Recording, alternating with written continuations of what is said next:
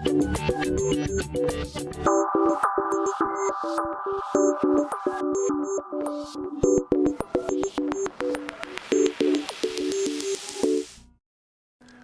күн, адалдық туын өмірлік қағидасына айналдырған жүректі жастар.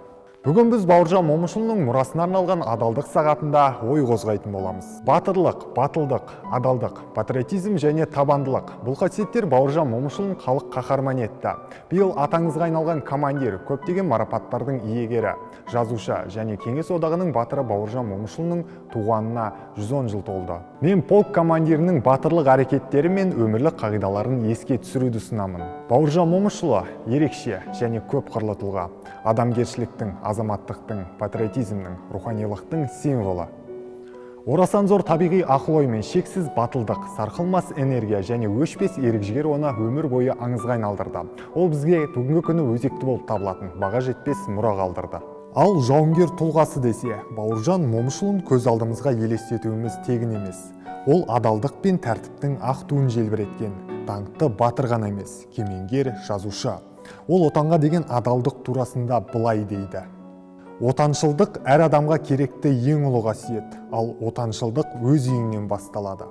Кімде-кім ата-анасын ардақтаса, сол ата-анадан бірге туған бауырларымен тату болса, өзінің өскен ауыл, қаласын, туған ұлтын сыйлап, қадірлесе, сол адам отаншыл болады.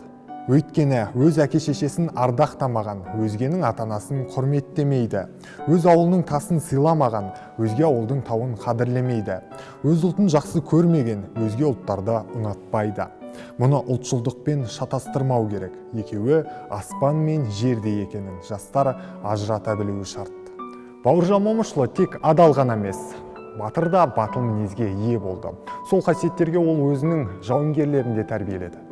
Ар-ұжданы бар адам адал, сізде білім мен қабілет, әрі ептілік болсын. Бірақ егер ар-ұжданыңыз болмаса, менен мейірімділік күтпеңіз. Намыс өлімнен күшті деген. Даңқты жауынгеріміз Бауыржан Момышұлының өмір жолы да, шығармалары да, сөйлеген сөздері де, тіпті мінез құлқы да тұнған даналық. Табиғаттың өзі-ақ адамға алуан түрлі сабақ беріп тұрған тәрізденеді. Қарағайдың түзулігі саған екі иығыңды салбыратпай, түк жүруді үйретеді. Аспанға шапши атылған ақ сүттей аққайыңдар сені адалдық пен пәктікке шақырады. Аузын арандай ашқан аш-айдаһардың жұтқыншағындай ми батпағы өлім дегеннің не екенін көз алдыңа елестетіп, өмір үшін жанталаса күресудің тәсілін ұқтырады, деп өмір сабақтарына тағы бір мәрте басымдық бере түскендей. Бауыржан Момышұлы өзінің парыз, намыс және абырой сынды философиялық ойларын жиі талқылайтын. Адал болмай азаматтың демегін, ақжүрек болып жолдасың, адалдық сені қолдасын. Жақсылық үшін тірестең, жаныңды арын қорғасын. Қиындық көрсең мұқалма, ауырлық көрсең жұқарма. Қамқоршы бол кішіге, үлкенді үлгі тұталға, дейді ол өзінің өнегелі өсиетінде. Бауыржан Момышұлының тағы бір қасиеті шыншылдық. Оған қаншалықты қиын болса да, ол әрдайым шындықты айтқан. Сол сияқты ол қол астындағылардан өтіріктің қанатына мінгеннен гөрі шындықтың астына бүгілген дұрыс деп қатаң талап еткен. Батырдың көзқарасынша сенім қамалы адамдық пен адалдыққа апаратын ұлы күш іспеттес. Сенім бар жерде үміт те бар. Бұл турасында ол бұлай тұжырым жасайды: сен ата-анаңның үмітісің, сен қайталанбас тұлғасың. Өз өміріңнің белсенді жасаушысысың, сондықтан өзіңе ғана сен. Ол дәл осы ой арқылы жастардың бойындағы сенімнің маңыздылығын, сонымен қатар өзіне әрі ата-анасының тәрбиесіне берік адам ешқашан арсыздыққа бармайтындығын меңзейді. Бауыржан Момышұлының өскелең ұрпақты адалдық пен тәртіпке шақырар орамды ойларында сенім құндылығымен қатар тұлға болып қалыптасудың орны ерек.